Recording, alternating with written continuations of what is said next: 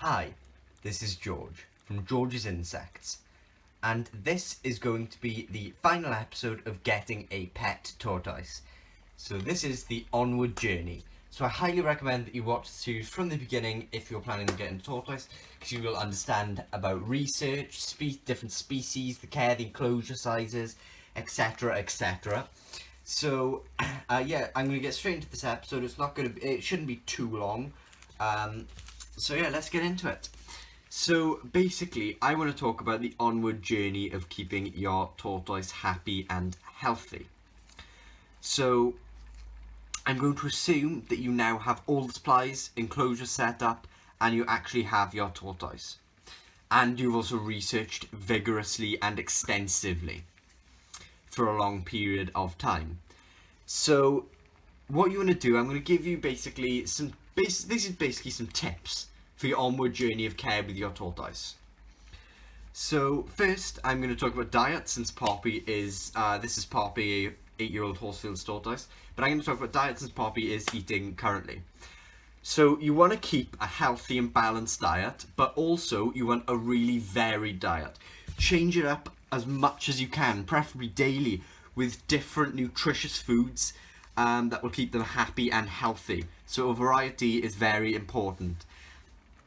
A video came out yesterday of tortoise safe plants.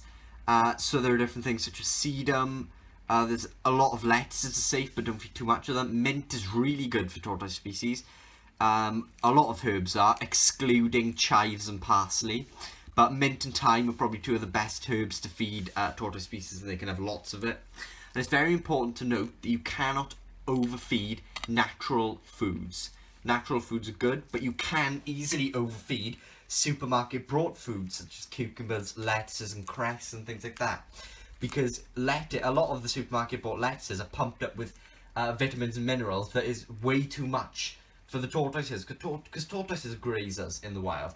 They eat a bit of another plant, bit of this plant, bit of another plant, bit of another plant, and carry on moving along. They don't actually stay and finish off a plant very often. And this makes them grazers because they're just eating selectively throughout the day. And this means they're not getting much nutrients from each plant. So they're just eating and eating and eating and eating and eating all day just to get those nutrients. But tortoises cannot distinguish that this lettuce that you may be feeding them has a lot of nutrients, so they will just keep eating and eating and eating, and this possibly gives them some problems in the long term, but in the short term could give them a bit of diarrhea. So yeah, that's diet. Another tip I want to talk about is enclosure size. So I would recommend for hatchling, for many hatchling species, one of the Zoomed tortoise tables are good, or like a 3 foot by 1 foot. But make sure that you get them, as they grow up, make sure you get them into a large enclosure, and the bigger is better. The next tip I want to talk about is UVB bulbs. So if you have a UVB bulb, I would recommend swapping it once a year, regardless of if it breaks or not. But it does depend on the brand, so read what it says on the back, but usually these are 1 year. And that's because the ultraviolet rays actually lessen the more they're on. So 1 year is usually the recommended time frame, but read the back of the product that you are getting first. The next thing that I want to talk about is vet. So a vet. So either before you get your tortoise, so since you've got your tortoise now, you want to take your tortoise for a veterinary checkup, especially if you've bought one from a pet shop or rescued one. Definitely want to take them for a vet checkup for those two, and preferably even all the other options, you want to take your tortoise to the vet. So it can be quite difficult to find exotic vets in certain areas. But for example, I'm going to give the example of South Wales. There's quite a wide variety in South Wales. There's St James Vet, Origin Vets. Those are the two main ones at the top of my head. There's Valet Vets. Those are the three that pop straight to my head.